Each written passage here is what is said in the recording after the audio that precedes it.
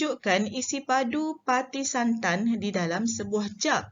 Okey, 1/4 daripada isi padu santan itu dicampurkan dengan 120 gram cendol untuk menyediakan ais cendol. Okey, jadi maklumat penting kat sini ialah gambar menunjukkan tu. Jadi kita kena tengok pada gambar. Maknanya kita kena tengok berapakah parti santan dalam jug tu. Okey, parti santan dalam jug tu isi padu dia 2400 ml. Okey. Kemudian, maklumat penting yang kedua, 1/4 daripada isi padu santan itu. Okey, 1/4 daripada isi padu santan itu tu 2400 ml tu lah, dicampurkan dengan 120 gram cendol untuk menyediakan satu mangkuk ais cendol tu. Okey, tu maklumat yang kedua. Kita keluarkan. Okey, jadi ni adalah idea dia. Okay, kenapa saya bahagi 4? Sebab ingat ya, 1/4 tu maknanya bila per 4, jadi kita dalam kepala kita tahu dah, oh bahagi 4 bahagian. Sebab apa? Pecahan ialah pembahagian. Okey, jadi jumlah keseluruhan 4 bahagian tu ialah 2400 ml tadi. Okey, 2400 ml tadi dibahagi kepada 4 bahagian. Okey, jadi tugas kita lepas ni lah penyelesaian. Ni idea dia. Okey, kemudian satu bahagian tu kan dia ayat situ dicampur 1/4 tu punya satu bahagian daripada 4 bahagian ni. Setiap satu. Okey.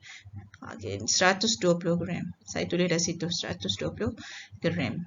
Okey. Jadi itu 1/4. Yang kuning tu 1/4. Dan setiap satu tu pun 1/4 jugalah. Okey. Berapa ml? Seterusnya apa kehendak soalan? Kehendak soalan ialah berapakah isi padu santan dalam mililiter? Okey, yang digunakan untuk 600 gram cendol dengan kepekatan yang sama. Dia nak 600 gram. Okey, kita tahu dah satu bahagian tu 120 gram. Okey. Jadi, apa tugas kita? Tugas kita ialah idea, cari idea. Okey, ni adalah contoh. Kita nampak flow. Kita nampak flow dia. Ke apa kena selesai dulu. Lepas tu, langkah yang pertama, apa langkah yang kedua, bila langkah kedua, apa langkah yang seterusnya dan sehingga mendapat jawapan lah. Okey, idea yang pertama ialah kita kena cari dulu isi padu satu bahagian yang warna kuning tu. Okey. Kemudian, bila dah dapat yang tu, jadi kita akan dapat setiap satu lah. Berapa dan berapa. Okey. Langkah yang kedua, bila dah dapat setiap isi padu santan tu, kita kena cari dulu bilangan. Dalam 600 gram tu ada berapa 120 gram. Tu. Ada berapa kali 120 gram dalam 600 gram. Jadi perlukan kita buat operasi bahagi, ambil jumlah dia 600 gram bahagikan dengan 120 gram. Jadi kita tahulah ada berapa kali 120 gram. Jadi kita boleh buat perkaitan lah. Ada markah tu untuk perkaitan tu. Dah. Okey, kemudian yang ketiga barulah kita boleh cari isi padu santan untuk 600 gram. Okey, ni idea dia. Okey. Penyelesaian dia. Okey, macam ni. Okey. Semua sekali 2400 ml. Okey, lepas tu macam mana saya dapat 600 ml? Ialah bila saya bahagikan 2400 dengan 4 bahagian. Jadi saya dapat setiap satu bahagian 600 ml. 600 ml, 600 ml. Sama rata. Okey, kemudian saya tahu dah. Dia bagi dah tadi, satu bahagian tu 120 gram. Dah. Untuk mendapat 600 ml ni, perlu pembahagian kan? Sebab tu, tengok ayat matematik yang pertama. 2400 dibahagi dengan 4 ataupun 1/4 darab 2400. Mudah tolong je. Kalau pecahan, maknanya pembahagian. Okey, saya dapat dah. Okey, 600. Okey, kemudian kita nak tahu bilangan 120 gram dalam 600 gram tu. Okey, macam ni lah. Nanti saya tunjuk sekejap lagi lah. Okey, setiap 600 ml tu 120 gram, 120 gram, 120 gram, 120 gram. Baru 480. Baru 480 gram. Dia nak 600 gram. Jadi payahlah kan. Okey, jadi kena tambah so lagi. Tambah so lagi baru jadi 600 gram. Tu maklumat yang kita sedia, pengetahuan yang sedia ada tu sebab kita dah hafal sifir 12. Yang kelima tu. Nilai yang kelima tu adalah 600. Dah. Jadi sebab itulah saya tambah so lagi. Tapi tu untuk jadikan dia 600 gram. Dah. Okey, lepas tu kita boleh cari dah tu isi padu santan. Mana isi padu dia? Awak kena tambah belakang 600 tu. 5 kali tu. Ataupun awak darab 600 kali 5. Okey. So, tu bayangan dia. Okey, ni pengiraan. Kalau awak nak buat macam tadi, ni ke saya tunjuk tadi ni. Kalau awak nak buat kat jawapan dekat jadual tadi pun boleh. Dah. Terus pada jawapan beres lalu. Cikgu markah dalam tangan. Pak ni saya nak tunjuk ke awak ni cara pengiraan lah. Okey, mula-mula kita cari isi padu satu bahagian. 1/4 darab dengan 2400. Okey, kita mampu dengan sifar 4 yang pertama. Kemudian 24 tu yang ke-6. Sifar yang ke sifar, sifar yang ke sifar. Jadi dapat 600. Jadi 1 kali 600 bahagi dengan 1, kita akan dapat 600 ml. Dapat 1 bahagian. Kan? Dapat 1 bahagian. Lepas tu, kita cari bilangnya pula. Cari bilangnya, ada berapa 120 dalam 600 gram. Jadi 600 dibahagi 120. Ni saya ikut ayat matematik tu, paling atas tu. Okey, jadi awak ingat sifar 12 ya. Dah. 12, 24, 36, 48, 60. Ingat tu ya. Lepas tu awak tambah sifar belakang je.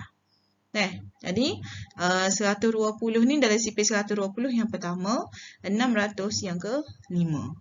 Ataupun awak buat 600 bahagi 120 dalam bentuk lazim. Tak ada masalah. Boleh. Dan ni saya buat kaedah pemansuhan. Dan terdapat 5 bahagi 1 ialah 5 lah. So, bila dah dapat satu bahagian dan kita dah dapat berapa bilangan 120 dalam 600, jadi kita buat operasi darab. Okey.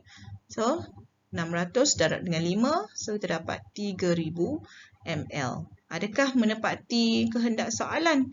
Okey, ya, sebab dia nak soalan, dia nak berapakah mililiter untuk 600 gram. Jadi kita dah dapat 3000 ml. Okey. Seterusnya soalan F.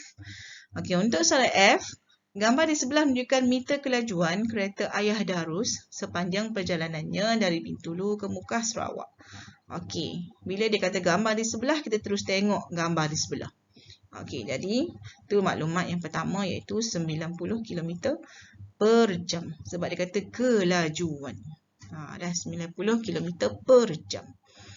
Okey, lepas tu kita waktu ubik lah.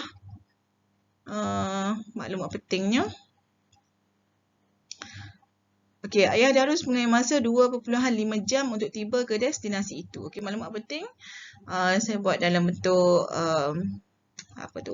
macam sebatan jalan lah, dalam satu garis lurus. Okey, daripada Bintulu ke Mukah.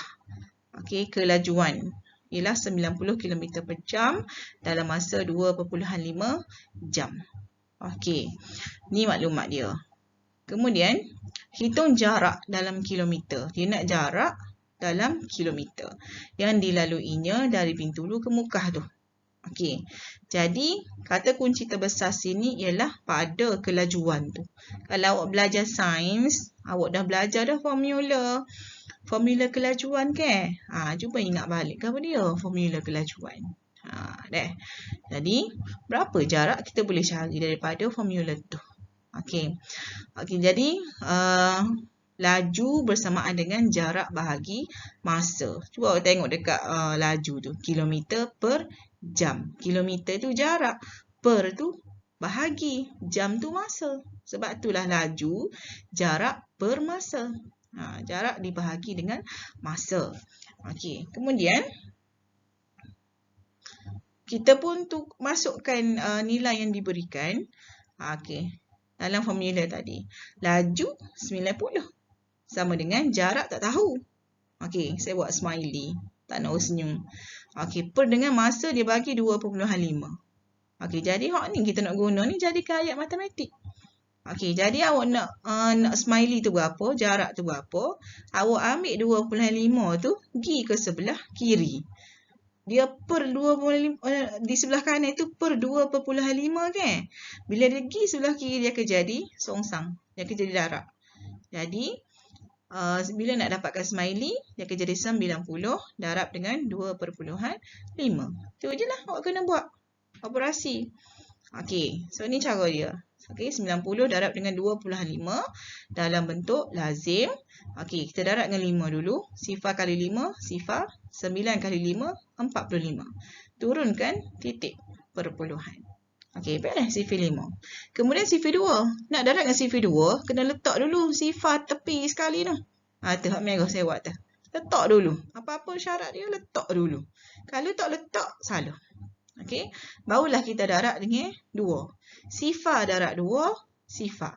9 darab 2, 18. Kemudian, turunkan titik. Titik ni penting ni. Sebabnya, apa saya buat sel tepat perpuluhan? Sebabnya soalan dia 2.5 tu ada satu tempat perpuluhan je. Bila ada satu tempat perpuluhan, jadi jawapan bawah dia pun satu tempat perpuluhan. Okey, kemudian proses seterusnya tambah je lah. Okey, so sifar tambah sifar, sifar. Okey, titik, titik, titik. 5 tambah sifar, 5. 4 tambah 8, 12. 1 tambah 1, 2. Okey, so dapat 225 km. Okey, tu dah. Okey, beres. Alhamdulillah. Seterusnya, soalan G. Okey, soalan G. Rajah di atas menunjukkan kedudukan 4 bandar di sebatan jalan yang lurus. Okey, ni kedudukan 4 bandar di sebatan jalan yang lurus ni lah maklumat penting kita. Okey, hak ni kita nak guna. Jadi hak ni kita pun lukis je lah dalam buku latihan awak tu.